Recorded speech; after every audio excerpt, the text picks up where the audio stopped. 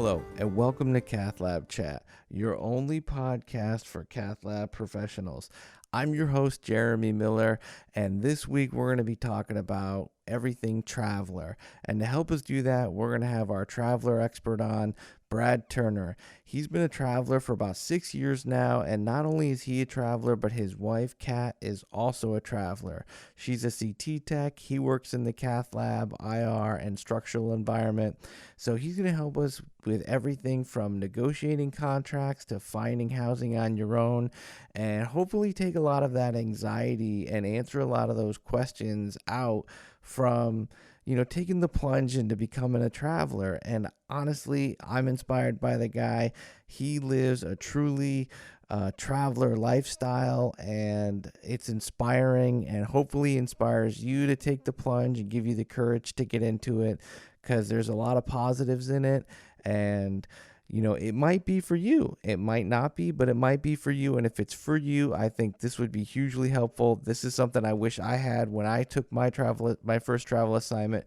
So let's get right into it. I'm still a little new at this, guys. I start peppering them with questions pretty early, so there's really not a whole lot of transition. So I'll talk to you guys afterwards, but here it is. Let's get into it. All right. So why did you want to start traveling? Start right at the beginning. Like, what was it about traveling that attracted you to that? So we had basically been traveling on our own before we went with an agency for years. And we kind of move around for like a year or two, different places. So we got to see some cool spots. I mean, right out of the gun, we moved to St. Thomas and lived in the Virgin Islands for a year. Um, Went full time, just like everybody else there was travelers, and we were like the only suckers that like went full time. But great experiences. Decided to move from there to Seattle. Lived in Seattle for like 2 years. Moved back to Phoenix. Um, worked in a really busy lab in Phoenix for about another 2 years, and we wanted to move again. And we actually applied directly to a hospital in Maui, and we were going to try to move out there full time. And I got a call back from the manager, and he was like, "Hey, we'd really like to have you, but why don't you guys just come out as a traveler and just kind of see how you like it? They'll pay for your trip and everything, and if you like it, you stay." And so he kind of like coerced us into the the travel agency thing, and it was awesome. It was a great deal, and I had seen some other travelers like come through our lab that just talked money, and they were just free. So, Yeah, I mean, that's obviously one of the biggest attractions is the money. But like, how did you know that? Like, so you said you started traveling early. Like, you kind of, so what kind of gave you like the breakout from being at one hospital to like, all right, I'm gonna see if I can move. And then, I mean, you went to St. Thomas, right? You went as a traveler to St. Thomas. no, we went full time. We interviewed and packed our stuff up and moved. And so then, like, that kind of like that was like a baby step. Like, you went to like a full-time job that just moved, and then went there for a year, and then Yeah, you went into the traveling after that. exactly. Yeah, yeah, and I think once we set out on the first travel assignment, we went to Hawaii, and in my mind, I was just kind of thinking like, wow, I'm really just committing myself to be unemployed in 3 months, and it hasn't been the case, and we've been really lucky, but there's been a lot of work out there, and I know I've come across other travelers that have been really just they'll take anything, they'll finish a job Friday and they'll get their new assignment, fly out that weekend, and Monday they start somewhere else. Whereas we kind of like to cherry pick where we want to go. And with Kat doing CT, we're pretty open to taking some time off and not being in a rush. So there's two big things right there. So the first thing would be is how do you deal with that anxiety of I don't know where I'm going to be in 3 months. I think that'd be like the biggest one. That you get used to. Um, Honestly, at this point now, we try to make plans in the future with friends, and they'll say, "Well, where are you going to be in 3 months, 4 months, 6 months?" I have no idea. Yeah, we could be anywhere, but that's part of it, and that's exciting for us. And pretty much every contract, we still have the conversation of like, "Oh, do you want to keep traveling? Is it time to kind of slow down and settle?" And we both still really like the adventure of really kind of not knowing. Um, So if you like a place, you can stay. If you don't, you can move. But for us, it's really all about new adventures. So when you started traveling, I know that you just recently sold your condo, but like how long did you hold on to like a home base before you decided to let go? So we let's see, we probably held on to that for about 5 years, 5 6 years, and we bought it. We actually started the process of buying it before I took my first travel assignment, and then we finalized everything while we were out traveling, and we decided, well, we'll just keep it. It's great location. It's we got a great deal on it. We'll rent it out to other travelers while we're gone, and that kind of worked out. It wasn't great. We did the Airbnb thing a little bit, and it, more or less it paid for itself. But then just turn of the market, the market skyrocketed, and we weren't using it at all. So we kind of decided, well, why not? Why not sell it? We can kind of reinvest whatever we get out of that into other things that we're interested in. Um, got a small storage unit, put some of our stuff in it. So as far as like, I'm sure you had like a backup plan. Like, okay, what if in 3 months they don't have anything for us? What are we gonna do? How many times did you have to use that backup plan? Um, Never, but Kat is a genius with money and finances, and so we have fully prepared for those times. If we were it's either 3 or 6 months out, that we're prepared to cover all of our bills. Um, we do have a lot of family that we can fall back on if we needed to. We've never had that situation, um, but they're there, and that's an amazing resource. Um, but we definitely just plan. We have like the emergency fund set aside that if for some reason the market dried up and just all the travelers went away, we'd be okay for at least the next 6 months. Um, but we pretty much will take a month to 3 months off, and we just plan ahead for that. What are we going to do during that time? Where are we going to go? How much is it going to cost to do that?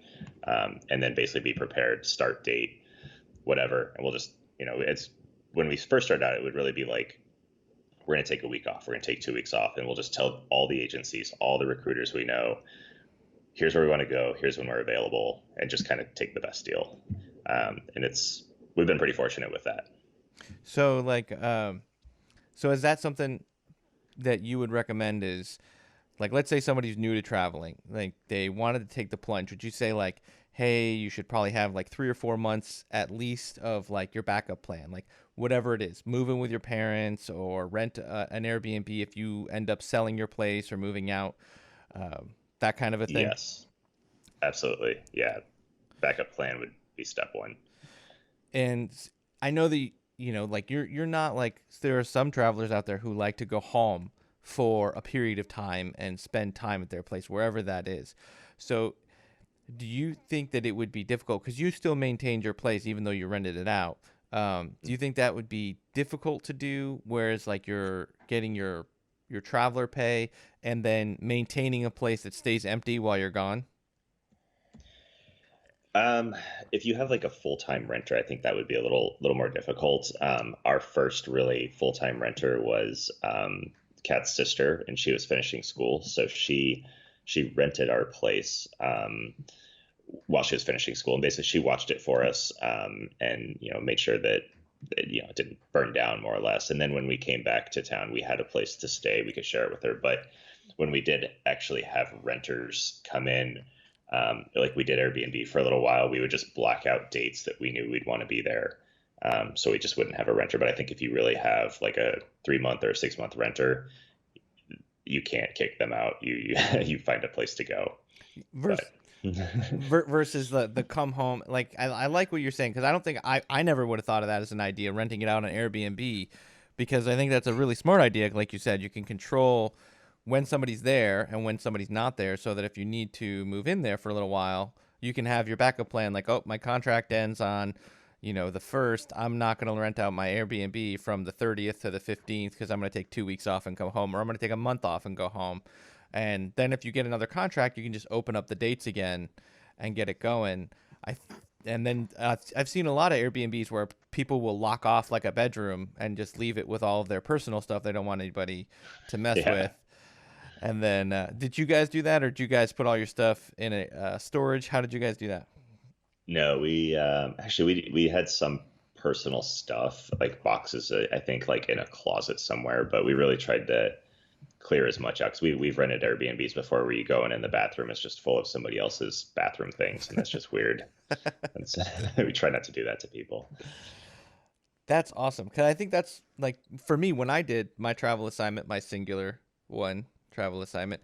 Um, I rented out, and so I basically got a roommate, which didn't work out in the long Uh, run. It costed me quite a bit of money to make that mistake go away.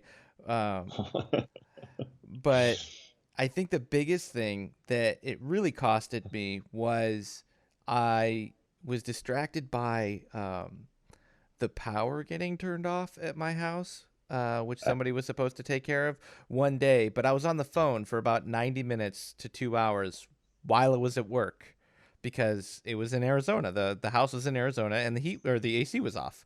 So, you that's know, not okay. and that's not okay. And then also, it's not okay to be on the phone for 90 minutes while you're on your travel assignment. So to like manage those things, um, but it was my first one, and I was really tight to the vest about wanting to keep a place to go to because I had that fear of like, what do you do if they don't want you anymore? If there's not another travel assignment, I think I was really fearful because I was cath only. So I felt like, well, maybe there's not going to always be work for cath people, or what if there's, I think that a lot of the recruiters make you kind of almost, I get it's a game, but like they make you feel less valuable. Like, oh well, this and that, and um, that there might not be if you don't take this assignment, you might not be eligible for a little bit. You might have to sit for a little bit in between contracts, and you're like, well, if your place is gone, you have nowhere to go unless you move in with like a parent or a relative, or you keep Exactly. your place paid for. But if you keep your place paid for empty, it really defeats your traveling. It'll take away, yeah, a lot of the money.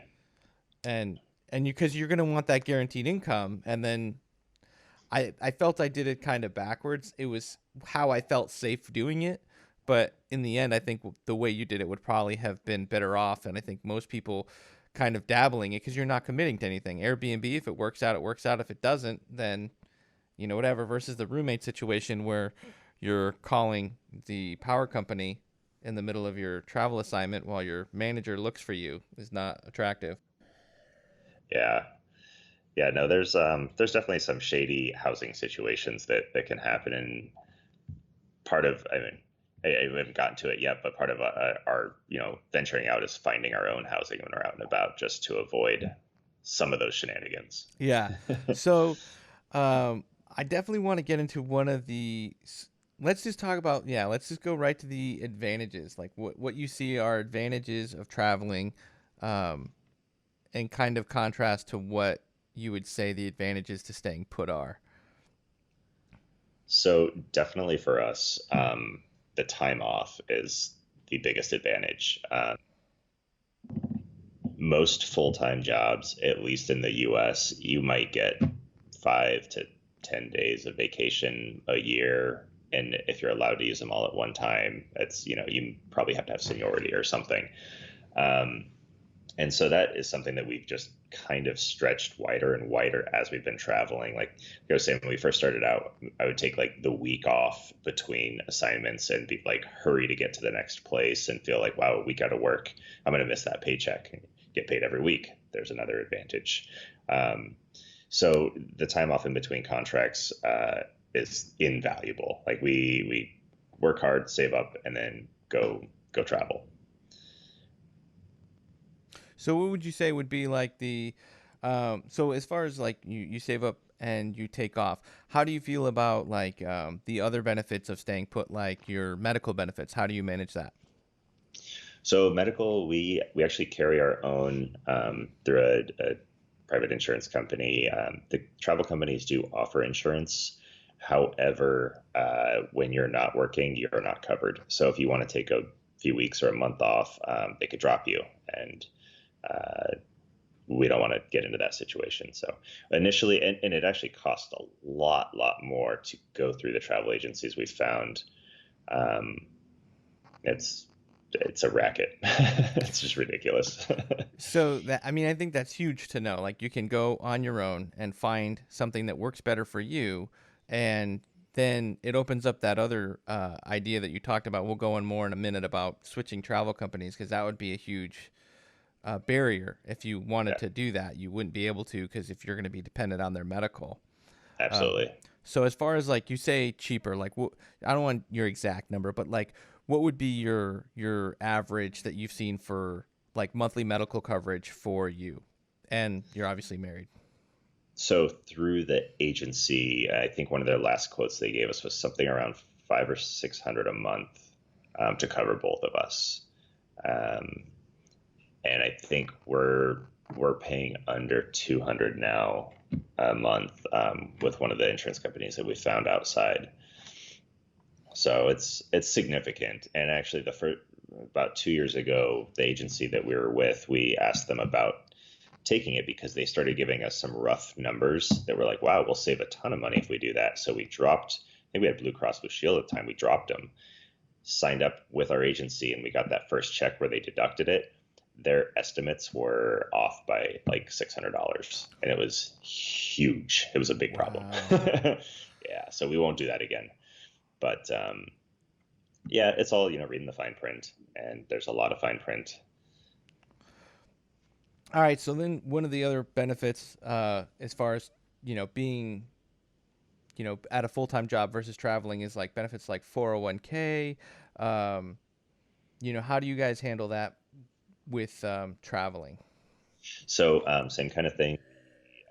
Contribute to different 401. I think they're Roth accounts that we contribute to. We try to max those out. At the same time, we use a payroll deduction for 401k with the company we're with now. It makes it easy. You don't see it. It goes into an account. Granted, if you're going to switch companies, you need to keep track of them or roll them over. So I do have several, floating around that I just need to either roll together or just watch. But definitely contributing to that and not letting that go to the wayside. So do you find yourself strategizing like, like kind of really paying attention to it as far as like, okay, early in the year, I'm going to dump a bunch of money in this one contract and be done with it so I can be more mobile with it? Or you just kind of more Nah, consistent throughout and just kind of make sure you get a goal in there for the year? pretty yeah, just consistent with it throughout the year, and yeah, just kind of setting a goal for that year, and then do our budget basically for the whole year of what we're gonna plan to do. So like when you budget for the year, you take into account your traveling expenses, your obviously your safety net, and then any kind of trips you want to take. Um, what else do you put in there for your budgeting for the year? Your medical expenses, your 401k. Yeah, definitely all the mandatories, and we've been able to set ourselves up kind of partly through the sale of our condo. Also, is just paying off any debt, so we have virtually no debt, which really helps trying to go longer periods of time in between contracts, so that we're lowering our mandatory funds that have to come out each month. And also with each contract, we may have higher paying contracts or lower paying contracts. Sometimes one of us has the contract and the other one doesn't. So we kind of adjust all of that, month to month or every contract. It's pretty fluid. Yeah, so I think you kind of just answered one question that I think a lot of people have because I think for me and other people included, like one of my main motivators to getting out and traveling was because I got into debt and I would never get it paid off if I stayed where I was. Like I could not work enough overtime. I had three jobs. I took as much call as you could humanly take, and just the working conditions I was in at the time, it wasn't it wasn't able to happen. I was in Phoenix. I was getting sent home, which was a common practice there. So Hmm. I had to enter into traveling with almost $11,000 in credit card debt and almost no savings. I had a house to my name and that was it. And when I got started, so I kind of wasn't in the best position to start traveling, um, but ultimately, I did nothing but benefit from it. Sure. And I think is that kind of what you found That's is smart. like when you got into it, you kind of got started, maybe not in the most optimal situation, but you were easily able to transition into a more optimal say situation where you could levy your savings to a point where you were, like you said, not afraid to travel and take time off, but also, rally against the debt that everybody collects and then kind of minimize your overall outgo as you move along. Yeah, absolutely. Yeah, that was part of like strategizing. I think once we got out and started, I think our first go around was more so for the travel and the adventure and the fun. And it was like, wow, we can probably make some pretty decent money doing this. So then then came the planning. Yeah, that was my next question. Like, what originally inspired you? Was I know that I wanted to see more places, but the money was a huge, huge grab. Like, and the ability to see what that money was. So, my other question would be, um, now that you got to see, like, you went to St. Thomas, and then you were originally going to go to Hawaii to like preview a job. Um, would that be something you would recommend to people as something that you should do? Like, hey, if you're thinking about traveling, you can either see a bunch of places and maybe go pick a job someplace else, or you're looking at one specific place and you're like, hey, I'm not sure about you. You're not sure about me. Let's try a travel assignment. Absolutely, yeah. Especially on a 3 month assignment, it'll give you a really good feel for not only the hospital but the city.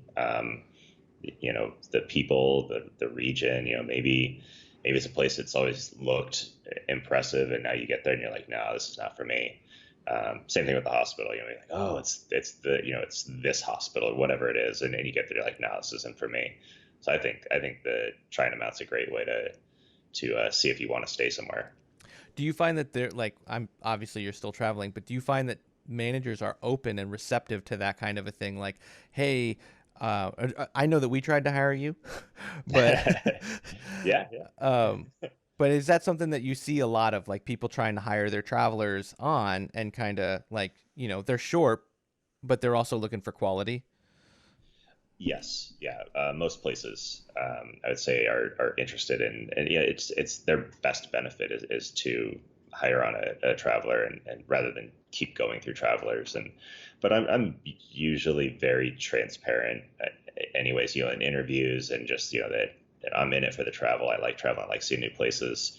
I like what I do, so I'm gonna hopefully do my best job at your hospital, and hopefully they like me. So.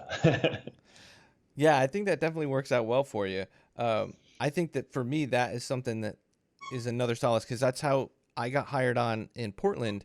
When I went up there, I got a real good look at the lab, and it was such a stark contrast to what I was used to. I was used to a very different lifestyle in Phoenix where it's very, management friendly and they can do whatever they want to you. I mean, Right. they can fire you no reason. And Portland, I walked into a union job and um, I was used to working long, hard days, and they wanted to hire me like 2 weeks in. So as far as that goes, you've never been hired someplace, but do you feel that that would probably give you like a real negotiating power once it comes time to be hired? Like you do the same thing with your travel companies. Like you really negotiate because you're like, look, see what I've done, Yeah. and Yeah, I think that would be a really strong negotiating tactic, actually, because it not only does it give you a feel of what's expected of you, but it also gives that employer, a view of your skills. Can you do everything? Are you 50% ready for this lab, or are you ready to start teaching people? That kind of thing. So there's a window of a pay scale. You can put yourself at the top of it for sure. That's your tryout. so, one of the things you talked about is, can you do everything? Obviously, you can. How much of what you know now did you know when you started traveling? Um, I want to say that I covered just about everything before I started traveling, but I will learn something every assignment and I'll forget something every assignment. So like neuro is a thing that I haven't really done much of. Even with you guys, I didn't do a ton of neuro, and so I won't put it on my resume. I'm not going to tell an employer that I can do it, but my cardiac skills have picked up because I've done a lot more cardiac in the last year, 2 years. So I'm very forward about cardiac skills. So staying fresh with things is helpful, and if you can get into a lab that has more variety, it's better for your own personal skill set. Whereas if you get in somewhere that you're a little bit more pigeonholed into one modality or a certain procedure, you lose it, which is fine. But you just have to be aware of your what's in your toolbox, and don't update your resume. Keep your resume updated. So how open to you or how open do you think labs are? Let's say you, like you said, let's say you're really strong in cath, like I was. How open do you feel that labs are? Like you say on your resume, hey, you're really honest. Uh, I'm really strong in cath, IR, not so much. Do you feel like you still get contracts and that they will kind of teach you along the way, or how does that work for you? Not really. I get the feeling that you maybe get 1 week tops for orientation and um, basically just proving that you can do what you said you can do. And this is again where I'm really transparent with people in interviews. I interviewed for a place in Palm Springs a while back that right off the bat they said they're really heavy into stroke, and I said I'm not that strong in neuro, and they said, well, this probably isn't a good match. I said, awesome, thanks. We didn't waste each other's time, and I didn't put myself in a bad situation, and so I think there are travelers out there that will inflate their resume a little bit, and it shows right away. It's not a job you can bullshit through. Yeah, I 100% agree. I think that the most important thing you need to do is be honest, because I can speak to somebody that has hired travelers and has gone through traveler resumes, and you remember the case in point that most recently happened, where we had somebody who may have fluffed their resume a bit too much, and not only did it give us a bad taste in our mouth about that particular traveler, but about their travel company, and Sure. going forward, it really changed our practice because that person was interviewed by a director who's a nurse and it was a tech. And so then moving on, we had three people in interviews. So I think that Yeah. you should always be as transparent as possible. Underrate versus overrate. If you were to underrate your experience, do you feel like you'll get less travel assignment opportunities? Because I think that's where the pressure is. Um, no, no, I don't think I would get less, but I would definitely lean more on the side of underrating, and then hopefully, being able to overperform when you get there versus the other way around, and just trying to sell yourself and to something that you're not. It's just that just sounds stressful to me. I don't want to do that. Yeah, yeah, and I think that like for me on the other side of it, on the hiring managing side of it, if somebody says, "Hey, I'm Cath Strong," me, that's how I'm gonna make my plan as hiring that person to be putting that person in cardiac. But if I don't have the strong cardiac volume, similar to the neuro, if I don't have the strong cardiac volume or the strong neuro volume, and that person, if that's the only thing that they do, I'm not going to hire that person because if that's what if I have A and you don't have A but you have B, it's not going to work out. And I think where we're at now is like we would lean towards hiring a traveler with cath only experience, even though we do, cath, IR, EP, and neuro and structural, because our cath cases are in the morning. And that's where we need the help is in the morning. For, if we wanted to hire a staff individual, we would want to hire somebody with IR experience because the IR cases run later. So in my head, I would be like, well, if I had to pick between IR and cath, even though we do more IR cases, I would rather have somebody with cath experience because I can keep that person busy, guaranteed, versus, my IR docs show up at 2 o'clock in the afternoon and I've only got my traveler for 3 more hours and they've done nothing all day because they don't know cath. Right. Um, I really don't want to hop all over the place, but I'm going to ask anyway. I'm going to hop ahead to another question just because I kind of dumped into it. Um, How do you feel you're treated in general as a traveler at places as far as kind of what I was talking about a second ago? Let's say you're a cath kind of person. Um, do you feel like you end up doing more cath cases than the staff there because that's your bag? It definitely depends, site to site. Um, yes and no. And sometimes it doesn't even matter. I've gone into places actually recently that I've said over and over, I don't do this modality. I don't do EP. It's not in my skill set. I'm not going to say that it is. I'm happy to help. I'll transport. I'll change trash bags. I'm happy to help, but I don't. I'm not going to tell you that I do these. Literally every day I would be in an EP case. It's like, well, probably not the strongest fit for this, where there's a heart cath going on across the hall. I could probably be helping in. So things like that, where it's either just kind of misguided management, or just lack of caring. And then there's other places where there is permanent staff that they're in their mind. The reason there's travelers there is so that they don't have to work. And so travelers get assigned cases. I'm currently at a place that's great. I'm with a good team that they enjoy working. So when a case comes up, people are kind of fighting for, oh, I'm going to scrub this. I want to scrub this. So it's kind of a cool variety. But again, it's one of those things that's going to be different everywhere. It's either going to be good or it's going to be bad. So how do you handle that? Like, let's say you're in a scenario where you're kind of getting dumped on. I know I've seen it. I've worked at toxic places where, that's how the people in charge see it. Like, we're paying the big bucks for the traveler. They're gonna get all the shit cases, and Sure. um, we're gonna make sure that we're getting our money's worth. How do you deal with that? Just the good old philosophies of like kill them with kindness, and no matter what the job is you're given, you do the best job you can. And either way, at the end of the day, you have to do it. Or you can decide you're not going to and just walk out. But it's always just kind of been like, all right, if I got to do this, I'm going to do the best at it, and I'm going to have a great fucking time doing it. So Yeah. maybe people see me having a good time doing the shitty cases, and then they'll be like, oh, maybe we want to do that too.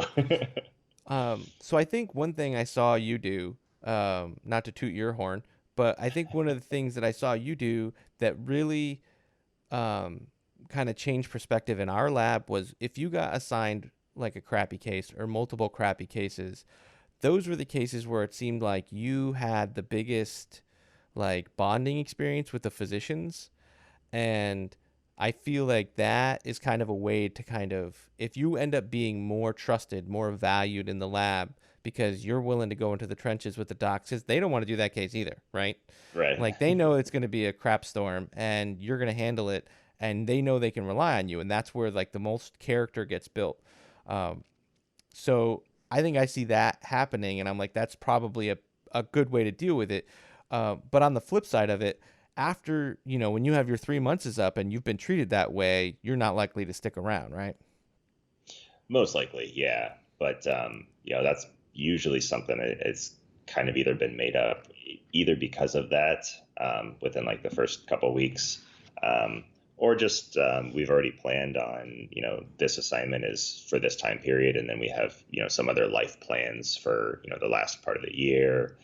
Um, but those are definitely considerations that come in. Is how you're treated. Are you is your day to day job good? Are you happy there? Do you come home just hating everybody, or do you come home with like a somewhat sense of accomplishment? So that'll definitely comes into play. How much protection do you feel or representation do you feel like you get from your travel company when it comes to issues like this? Um, I would say next to zero. You're pretty much on your own. With that being said, if you ended up somewhere that was very toxic, and it was just like, this is not doable. I can't stay here. The the general rule of thumb that we've heard, we haven't had to do this before, but you at least give 2 weeks to a recruiter. You don't necessarily need to communicate that to the employer. The contracts are pretty loosely worded. Anybody can back out at any time, including myself, the employer or the travel agency, so contracts can be canceled. They do just appreciate, a little bit of heads up so everybody can kind of get their ducks in a row. But like I said, we haven't had to cross that bridge. Yeah, so it would be hard to say because I've heard all kinds of rumors as far as like what happens if you just can't take it, about financial liability on the part of the tech, or the employee. As far as like you say, I can't take it. I can't. This is just not what I need. Um, have you heard of anybody having to suffer any kind of liability on that? I haven't. I've heard the same rumor that you may have to pay back the contract. I've never talked to anybody that has had to do that. That's huge. That's good to know because I think that everybody kind of feels like I don't understand the contract, and I know that there are people in the most toxic of places that will represent that theory to pressure people into staying someplace where they're not comfortable. Yep. Because on the flip side of it, too, I've also known more than one traveler that has had a life emergency in the middle of a contract. And Yeah. due to no fault of their own, they've had to go, hey, I'm really sorry, but I got to go. And those people have maintained relationships with not only the workers that are at the contract they left, but with their travel company and stayed on with them without incident. Uh, do you feel that's probably a pretty strong representation of the I think that reality? I think that's pretty valid. Yeah, it's a working relationship for everybody, and I think if you're going through a life situation, something like that, that's understandable. That happens, um, and it should be something that you're able to work around. Yeah, so I'm gonna hop around again because I'm a little distorted because I want to get up a few more ideas before we get to the last one, which I think is the most important. As far as moving around, what have you found has been like any complications with your managing your licenses, and have you had any trouble with that, or it's been pretty straightforward as far as getting them, transferring them? So the state licenses are, they're a little different each state. Hawaii was super easy. You send them a check. 2 weeks later, they send you a license. Texas, we tried for a year and were never able to get any sort of valid answer response from them, and their process was just terrible. So we just, yeah, and every year you just have to start over, which we were like, no, that we're just not going to go there. Um, so state to state, it's all a little different. We're currently working in California, and as you know, California has some of the stricter. You have to take the fluoro board exams, and we did that years and years ago, thank God, and we just keep our dues paid. We try not to collect a lot of state licenses just because the annual dues add up, and if we have 7 licenses, I'm not going to work in 7 states this year, so it's been fairly easy to let some just expire, and then if we decide, like Washington, I've let expire and then just renewed, and gone back. So licenses is really not too bad. It definitely sounds like it's a lot harder for nurses, but I don't know all their ins and outs. Yeah, there's definitely the whole compact states versus non-compact states. Yeah. Um, all right, now I'm going to go to the big question, which I think everybody wants to know, is how do you negotiate a good contract, and what I just start there. How do you negotiate a good contract? So it if you're starting new, they're going to reach out to you. The recruiters are, they're, for the most part, they're nice people, with a really hard job to do, and I do not envy the sales job at all. Um, but they've got a job that they can sell you and make money on. So they already have a number. They have all the info. They have all the answers in front of them, and it just depends on what you're able to do a job for. That being said, trying to find out what you should make in that region or that hospital or for that, is it busy? Are you going to take call? There's a lot of questions that come into it. And I did notice right off the bat, as a new traveler, the first couple assignments, they would really throw a lot of numbers at you over the phone kind of quickly and just kind of try to get like a verbal agreement. Once you pass that, like, okay, yeah, that sounds cool. Like, ooh, San Francisco. Yeah, I want to go to San Francisco. Oh, the pay is going to be terrible, but it's San Francisco. Like, okay, well, send me more paperwork. And then now you've kind of already agreed verbally to whatever numbers they just said. And so I got in a habit of just kind of listening and writing down things and just like, well, I need to think about it, just kind of, and I'm not a negotiator, I'm in healthcare. I'm not a negotiator. So that part of it always made me uncomfortable. It still does. I don't like that aspect of it. But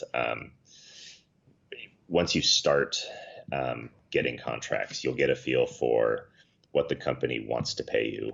And there's always more. There's they're never going to just start out with the max amount that they can give you. So we found that like, oh, you want to send me to this area? Well, I just Googled 3 different housing locations and I can't afford to live there, so I need more housing. Things like that were like, okay, well, let me talk to my account manager. It's the car salesman going back and forth. Well, let me talk to the manager and see what we can do. Like, okay, call me back, let me know. So there's always room to push, and you always have the right to say no. And this is another thing where we never put ourselves in a situation that we're strapped and it's like, well, I need a job by Monday, so yeah, I will go to El Paso for $12 an hour. Like, we're just not going to do that.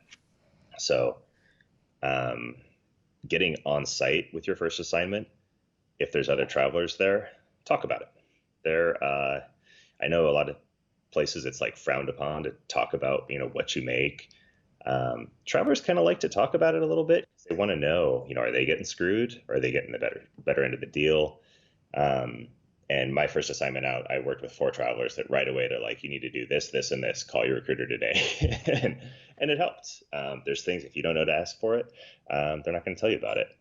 And off the top of my head, I'm trying to think of what like right away was like, oh, I should be getting this.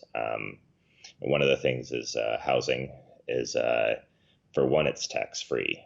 So they will put you up in an apartment or most likely an extended stay hotel for 3 months, which you can do. It's livable.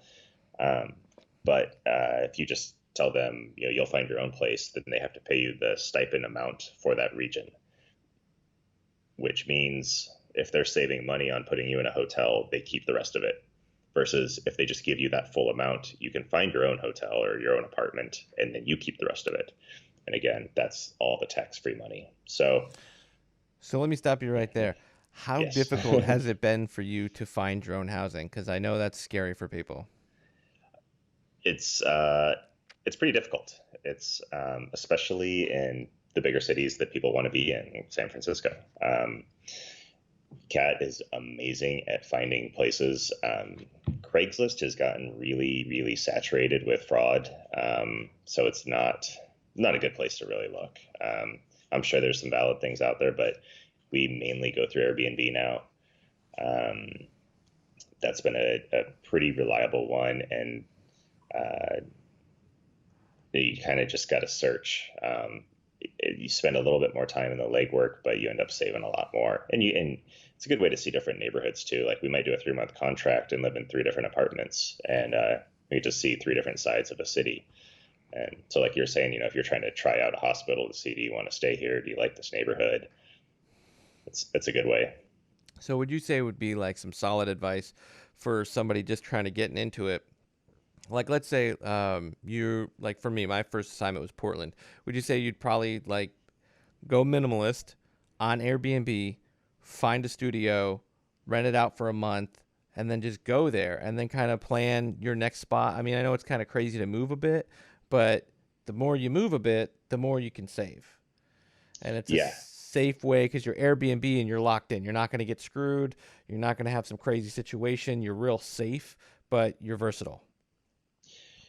yeah, definitely. That's a good way to go. And as long as you can kind of roll with the punches of oh well, maybe there's not anything to rent at the end of this month. Maybe I'll stay in a hotel for a week, and then maybe there'll be an apartment available for the next 2 months. It's going to be really really great, or something like that.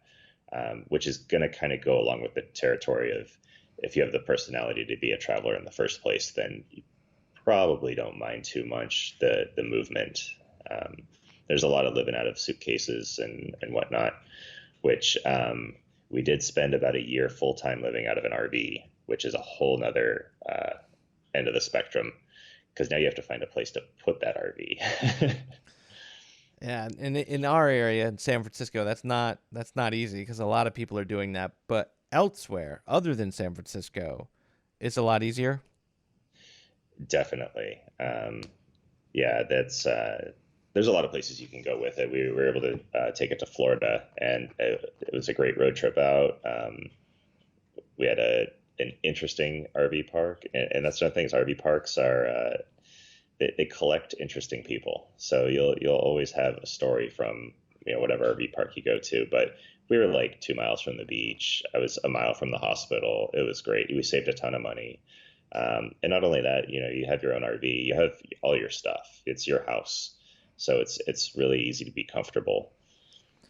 And did you ever find yourself in a situation where you didn't feel safe with your housing and you had to do something quickly? Um, no, not necessarily. We've lived in some less than ideal places, but they've ended up being some of our more favorite spots, if that makes sense. Hmm. We rented a place in West Oakland that was just a really odd. It was a brand new condo complex that sat right in the middle of a neighborhood full of crackheads. So there would be people actively smoking crack outside while we go into our little gated complex and have this loft apartment that was brand new. So it was different, but we have stories from it, and it never felt like unsafe, which is a big thing, especially traveling as a couple. Is we can do well, but as long as everything is safe, that's important. Yeah, obviously you travel with your wife and you want her to be safe. So we're not just talking about you as being some 6'3" dude um, feeling safe. You're also talking about, hey, your wife might be coming and going while you're at work, and you want her to be safe too. So I know that that's something that I've heard other people talk about is like, they will only rent, from when they go traveling, they like apartment buildings or place where there's mass people, where Sure. like, gated or security or whatever. But obviously that's pricey, but if that's what you're after, it's attainable. It's gonna drag on the bottom line. Yeah, yeah. Just make it one of your priorities, and keep searching. And that's obviously not going to be like you're getting the same information as the travel companies are getting. So they're not going to know one neighborhood safer than another, unless they've been there, multiple times. So it's not necessarily that if you go with the travel company's pick that they're going to be any safer than something you could find. No, I would actually say probably the opposite because most of them, most of the travel agencies are either based out of Florida or Illinois. They come out of call centers. So unless you're going to Florida or Illinois, there's a really good chance that they don't know where you're Right. going. And so, for example, my first contract when I went to Hawaii, I just took the housing. I said, sure, put me in whatever you've got. And I went to work my first day, and one of the other travelers was like, "What address did they give you?" And I told them, and they're like, "You don't want to live there. There's a meth house across the street. Like my car got broken into, all this stuff." And so they're like, "Just call your recruiter and tell them to give you the stipend, and you can find another place." And so that was like one of the first. That was my first day of getting advice, and it was like, "You don't want to live in that house. It's not safe." So I called the recruiter, and they made it right, but they don't know. Right. So there's no guarantee. Like I think one of the misconceptions I had was these people are professionals and they know what they're doing, and my safety is a priority. And I had somebody ahead of me, um, who ended up staying longer, and I was supposed to move into their housing, and then it required me to stay in a hotel, which I ignorantly agreed to, which was less than half a mile from the biggest truck stop on the south end of Portland. And with truck stops come truck stop activities. And I got really freaked out because I went to go do my laundry at a laundromat at 2 o'clock in the afternoon on a Saturday, and I saw two guys smoking meth, one guy shooting, I have no idea what, up. And within 30 seconds of me being there, I didn't even get quarters, and somebody started fighting somebody. So, It uh, was just his insulin. He just needed his insulin. yeah, I don't know what was going on. I got really freaked out, and I called my person, and they're like, yeah, no, we've heard nothing but great things about that place. And I'm like, okay, I'm gonna go. I need to go. You need to move me now. And they gave me the Whoever liked it did math. well, or they just are bold faced lying, and I think that's really what it was. Is they had no idea, but they wanted me to feel like they did know, and I was overreacting or whatever. I did move into my eventual housing, which was much nicer. That was something that I shouldn't have had to deal with, and I think I should have spoken up sooner.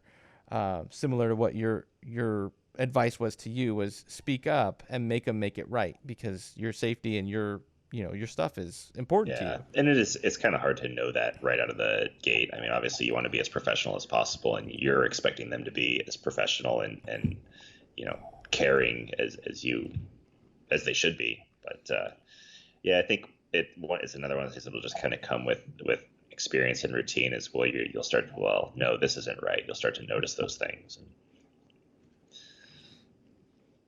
Yeah. So, um, one of the other things I was going to say was, as far as negotiating your contract, do you feel that it is important in negotiating your contract based on the skills you have versus like your marketability? Like, do you think that you would get less if you were, let's say, you're only cath only, and but you're really excellent at it? Um, do you feel like you're going to have ability to negotiate um, because of that? I don't think so. It may just limit some labs that require, combo skills from the start. It would just take away some opportunities, I think. But um, if they're cath only and that's your jam, then you should still be able to market yourself just as well. So, kind of my ignorance was is that I felt the the lesser amount of modalities you know, the less you could ask for. But I think kind of what I'm hearing you say, if I can recap it, would be that if they're selecting you for an assignment, then it's on you. You're they've selected you. They want you for that assignment. You can negotiate it just like anybody else, whether you have five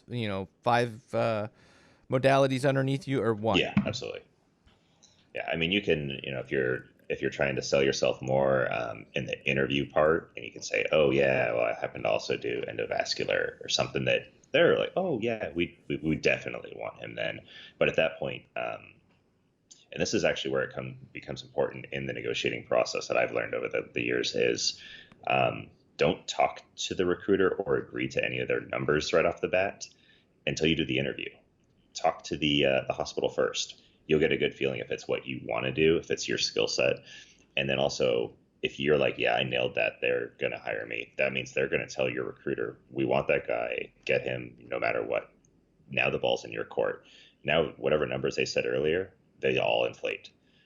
Versus if you agree to and we've had some that'll say, I have this job in wherever California, it's only going to pay this much. Do you still want to talk to him? It's like, well, yeah, we still want to go there, but does that mean that I have to commit to this rate? So by not agreeing to anything up front, getting through to the hospital first, you get a feeling if you want to do it. They'll know if they want you. Then you carry on with the negotiation. I think that's key because that's exactly how when I started the process that it rolled out was we have a job and this is the dollar sum attached to that job.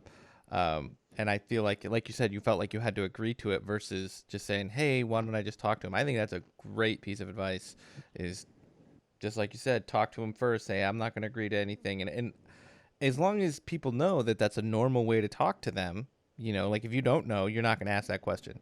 But if you know, then they're going to be like, oh, okay, yeah, this is how business is done. And do you feel like if the more questions you ask, the more kind of, I hate to say it this way, the more respect that you get from them and the less BS you get? Like if you kind of cut to the chase and like, hey, I know what you're doing. Like if you walk into uh, a, a car dealership and you're like, nobody's leaving to talk to the manager. It's you and I, 15 minutes, and we're out of here. Yeah, definitely. Yeah, and that's something that I think some people have like a negotiation, mindset. They can have that type of conversation naturally. Where me, I'm just kind of like, I learn each time, like, oh, next time I got to remember, ask it this way or something. And you know kind of when you've like made your mistake, I guess, in a sense of like, oh, well, I'm not getting that, but next time. Um, Yeah. So the other question I would have is, one of the common things that happens in this whole negotiating process is trying to figure out if you want hourly, what your hourly rate is, because they can lower your hourly rate to change what are the other pieces. Because I honestly don't yes, remember. you get an Um, hourly rate. You get your housing, which is also based off of an hourly rate, assuming generally 40 hours a week. Um, you'll get a per diem. They've gotten rid of the car stipend. The car stipend has been eliminated across the board.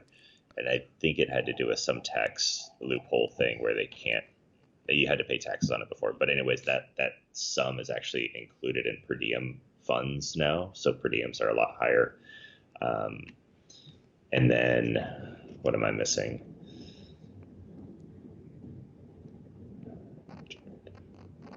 Yeah, you have your lodging per diem, and then your hourly, and then if you're taking call, you have standby rates and overtime rates, um, which those are very negotiable.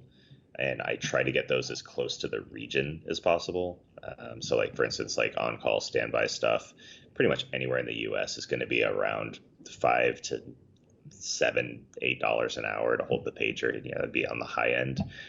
Whereas Northern California, you can get well up into the 30s. Which coming in as a traveler and asking for that, it blows them away. They're like, "Oh, well, we'll ask, we'll see," and it's always come back like, "Yeah, that's fine."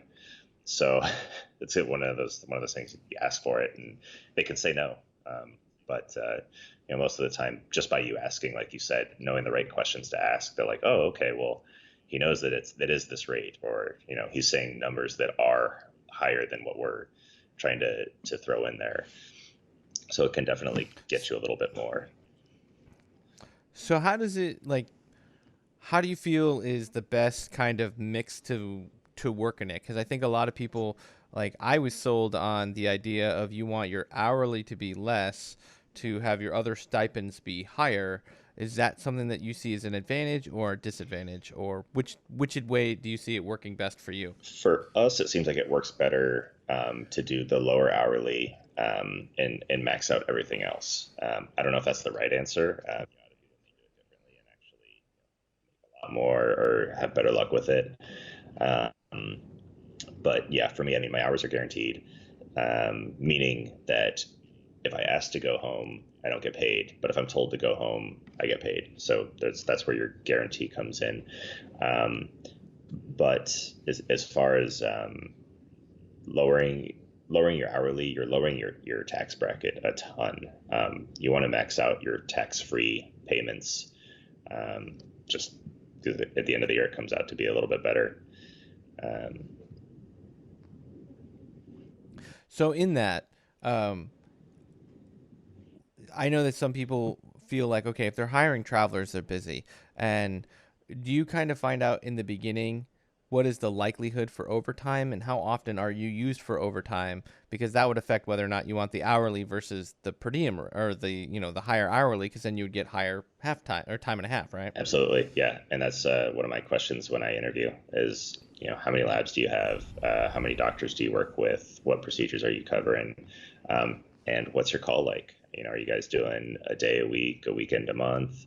Are you on call 4 days in a row? Are you guys coming in for legit STEMIs every night? You can get a good feel, and they're not trying to hide any of that information. I think a lot of times they're kind of surprised if you're kind of asking like I'm all in for it, but I just want to know what to expect. What am I walking into? And yeah, that's absolutely where um, I get in writing overtime in one column and callback in another column, and they're usually the same. Overtime and column or overtime and callback. I'm usually putting in the same amount, um, and that way, if you are, it's a 10-hour day and, well, we still have cases to go, do you want to stay late? Well, yeah, but not for, $20 an hour. I'm going to stay for my overtime rate. So that's where, like, okay, I can stay another hour or two and it's worth my time to do it. So otherwise, you can get abused pretty easily, and it's just not worth it. So how different is that? Like, I know most people would think like, okay, your hourly rate immediately reflects your time and a half rate. Is that not the same in traveling? Um, no, if you word it that way, you can say, so for my callback, I want it to be time and a half of my straight pay, or you can say, I want my my straight pay is X amount of dollars, and then my callback pay is Y. They're two different numbers, um, and that way it's set, and it's usually because we set our hourly rate so low, we will set callback rate at like 3 or 4 times an hourly rate. So Yeah, I think that's huge because that's a big deal for people who they're in the group of people who are only going to travel because they want to go travel for 6 months to a year, pay off all their debts, and they don't care how much they work. We've seen plenty of travelers that will stay 5 minutes or 5 hours late, whether they're on call or not. Like, our hospital is one of the rare places where they don't take call. So we've had travelers stay as late as anybody will agree mhm. to. But obviously, we don't know the difference between their hourly rate. We don't sign the checks. But obviously, have you ever seen anybody or heard of anybody getting in trouble for staying late without like a manager's approval? Never, no, but no. If anything, it would just be something that maybe got brought up like a week or two later after it went through Hmm. payroll and came back, and they're like, "Oh, we can't do this." But I've never had anybody approach me about it. And I don't try to scam the clock or anything like that. So, um, Yeah. and I think they're pretty aware of most of the labs, at least. They're pretty aware of who's staying and who they want to stay, type of thing. So, Yeah, and so one of the last things to go over would be, as far as like you said, one of the best places to get information was obviously on your first travel assignment. Find another traveler, take them out for a beer. Obviously, don't talk about it there. Um, I have to say that because people will do it. yeah, Um, and definitely do feel you- that out. Like not everybody wants to talk about their pay, but I found that people were pretty forward with me about it. yeah, that's when I found out that a CVT with less years of experience was getting paid more than I was at my first assignment. That's awesome. That's It happens. I mean, I was just young and eager, and he was older and wiser, so that, hey, it's all in what you negotiate. Did you find what other resources do you have, like Cath Lab Lounge for finding out information about certain hospitals, or do you think that they'll give you any monetary information if you were to like DM people or whatever? So I don't use Facebook, so I'm not on Cath Lab Lounge. I've heard of it though, so I know that it's out there, and I think it's a pretty big community. So it sounds like it's probably pretty valid. I don't know about numbers, but probably you can get a good feel for labs, hospitals, cities of the sort. It's a small world. Everybody kind of knows everybody. So um, other than that, I would say there's a website. I want to say it's called gsa.gov, and I can actually send you the link for it later. And Okay. it's actually based on like old mining laws and how they created per diems for government workers. But for some reason, this is still kind of a staple, and I feel like maybe some of the older travelers know about this. You can look up a zip code, and it will tell you what your max amount for lodging and per diem should be for that area current times. So I use that every contract, and I'll throw it out there, and they're like, this isn't, because it's very very inflated. It's how you want to get your top number, and it will give you some ridiculous numbers. And it is basically like if you had a government job, that's kind of how they would base their payment of where they're sending you. So I like, I'll send those in emails. I'll copy and paste things all the time, and my recruiter loves it. So that's like an absolute top number. Yes. You're probably not going to get that. You'll get something close to that, like 80% of that, 90% of that. Um, that's probably reasonable. Probably 80% is a good shot. And I know I used it in San Francisco, and San Francisco is obviously one of the highest paying places for per diems and lodging, mainly lodging. Um, but the company is getting a package payment from the hospital for what they're going to give to you, so they can call it A, B, and C, or whether they want to call it lodging or their per diem, they have a set amount that they're allowed to give you, and they make money off of what they don't give you. So in my mind, every penny that they're kind of pinching from me goes to them, and I understand it's a business; they have to make money. But at the same time, if I can keep asking, then they can say no, or we have a deal. So, so. Yeah, right on. I think that's amazing. I think that's more advice than most people will get in a lifetime. So I think it's awesome. What anything else I've left out that you would want to pass on to somebody as far as advice to this whole traveling thing?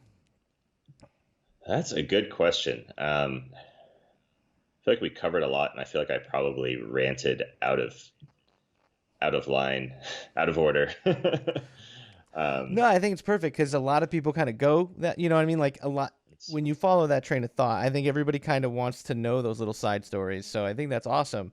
But there might be, if there's anything else out there, that's always good to pass along too, or something that you've learned along the way that you're like, yeah, I'll never do that again. there's a lot of those things. um, I would say for mailing address, that's another thing is keeping a tax address somewhere. So we did talk. We sold our place last year, so essentially we sold our tax address. Um, what we do now is we rent a room, so we do legally have a place to go back to. We get our mail there, and we pay the power bill to my mother-in-law's house.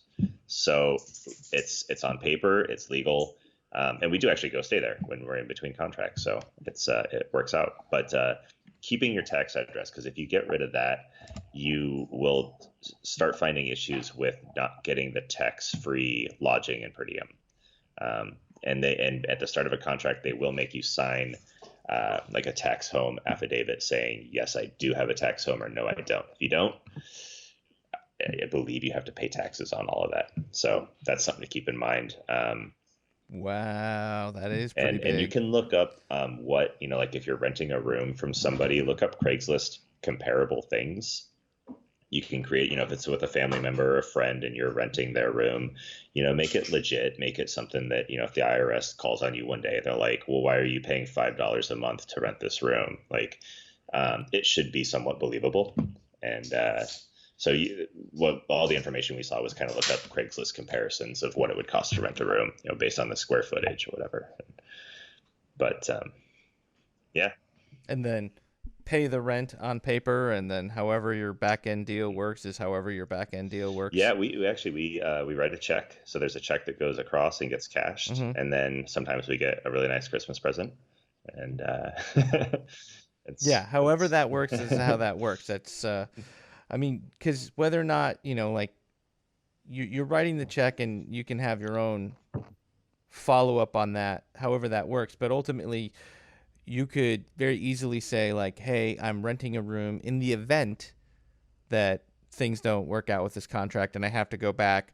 And then you're just, if the money comes back to you, it's because you weren't there. So you're still kind of yes, reserving a space, so to speak, absolutely. however that technical end of it works. But I think that's super key because, like, if you were to be in Arizona where the income tax is significantly lower than, California or these other places, which is what's the 12-month rule? Is that apply? Have you ever had that run across? I don't know if it's fake or not, but it seems real. As far as I know, yes, you can work up to 364 days in one place, and I believe on that last day you need to leave the state or the region for at least a month. I've only known one traveler that did this on a recurring basis, where she would do a 1 year contract, and then take, I think, 1 or 2 months off and go back to home in Arizona, and then go back and do another 1 year contract. And from what I understand, you do physically, you're supposed to leave the state or the area, but we haven't really had that issue. We're too transient. Yeah, yeah, for sure. You definitely are. But for those who don't know the 12-month rule, the 12-month rule is that you can't stay in any state for long up to 12 months, like you said, 364 days, because then you would have to pay state tax in that particular state as if you were a resident, because then you are a resident, you're no longer a traveler. From That's the rumor I've heard anyway. Yes. Uh, Sweet. Uh, I think I would like to finish up on what is your favorite place that you've been and why. Like it could be like your physical travel space, like maybe it was St. Thomas, or maybe it was a lab that you liked working at and you learned something, or the people you worked with. I would say I have three favorites, and the first one would have to be Maui. Maui is amazing. It was my first experience traveling. Met some really good people. Had a really good experience. It's fucking Maui. And um, second one I think would be Portland, Oregon. I really liked Portland. We were there during the rainy season, so it was kind of it's a good way to find out if your RV has water leaks. But I really like the lab. The area is beautiful, good people. And I think my third one, we went to Providence, Rhode Island for my wife's contract, and I did not have a contract. So we got a rental car while we were there. I would ship my hockey stuff out there, and I would drop her off for work in the morning, and I'd go play hockey and come back and pick her up. I'd get groceries and errands done during the day. So in the evening, we just had time to chill out and watch Netflix, and um, that was a really cool area. Oh, I totally spaced on one of the biggest questions for like very specific to you. How is it traveling with a significant other? Like you obviously you just talked about a situation where one of you had a contract and the other one didn't. How difficult is it to manage that situation? Like I said, we've been really lucky, and our recruiter, any of the recruiters we work with, they know we're a package deal, so they're not sending us to separate states or anything like that. Most of the time, we both have contracts in the same city, if not the same hospital, um, and we make it work. It's and sometimes one of us has a contract and the other one doesn't, and that's all right. And so as far as that goes, you sign up as a, have you ever found independent contracts between two different companies and kind of with the same city in mind?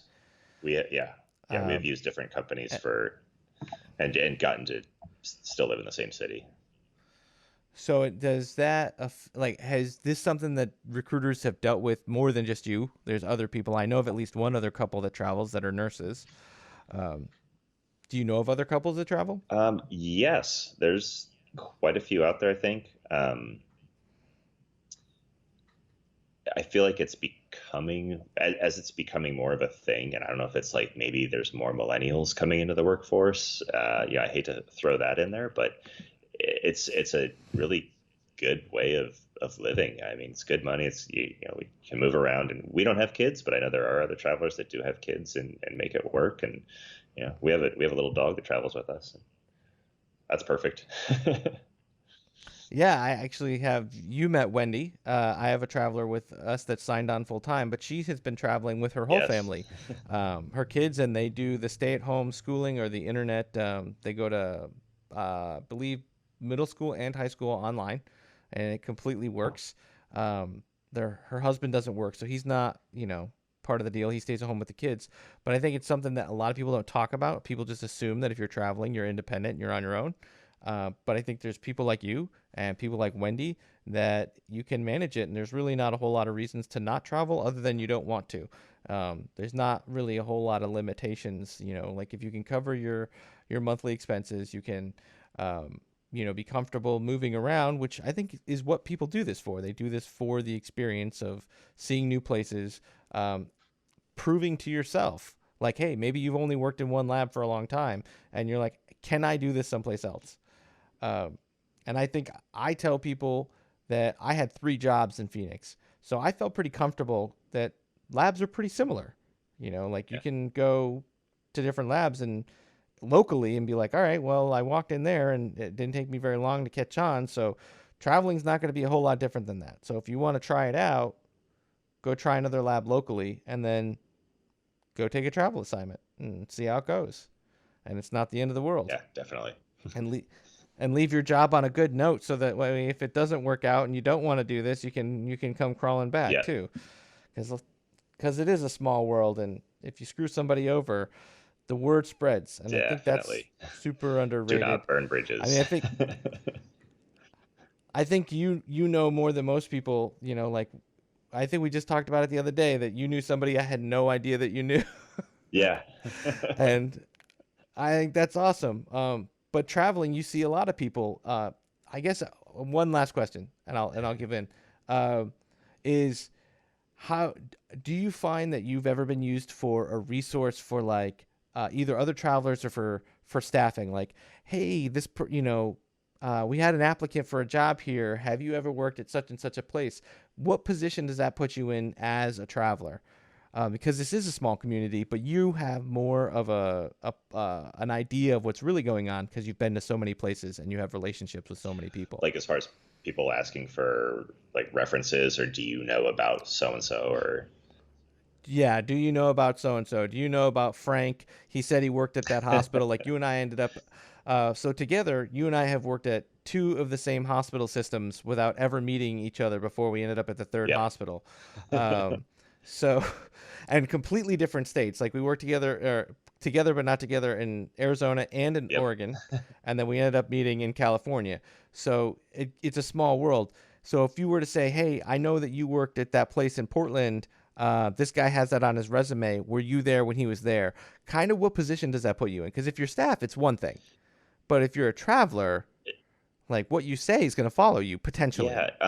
No, I think it comes up pretty much every contract. And just because it is such a small world, I think you come into a lab and everybody kind of wants to chat, even the docs. I'm finding more and more because I'm an old man now, but a lot of these docs, like I knew them when they were fellows, or I knew somebody that they went to med school with, or something. Somebody knows somebody somewhere. And if it's a bad reference, or if it's somebody that I'm like, ooh, I try not to say anything bad about people. And I think that that actually goes a lot farther than like, oh yeah, that guy was awesome. I really liked working with that guy. Or did you know so and so? Like, yeah, I know him. Like, I think there's a little different. I don't have to say anything. I don't have to put anybody down. And I don't want to. It's none of my business type of thing. Um, so I think it more common than not, it's good experiences or good uh, meetings. And just keep your nose clean. Like, hey, yeah, I know them. They Yeah. work there. Yep. Like, you don't have to say I didn't have a pleasant experience with them or whatever. You can be Exactly. like, yep, Yep. those dates seem accurate to me. Exactly. Exactly. Yep. Well, right on, man. Thank you for your time, and I look forward to talking to you Yeah, again, man. and hopefully working with you Thanks for again. having me. This was fun. Once again, that was Brad Turner, traveler extraordinaire. Thank you for everything, Brad. I couldn't have done it without you. I hope this has been really helpful to you guys out there.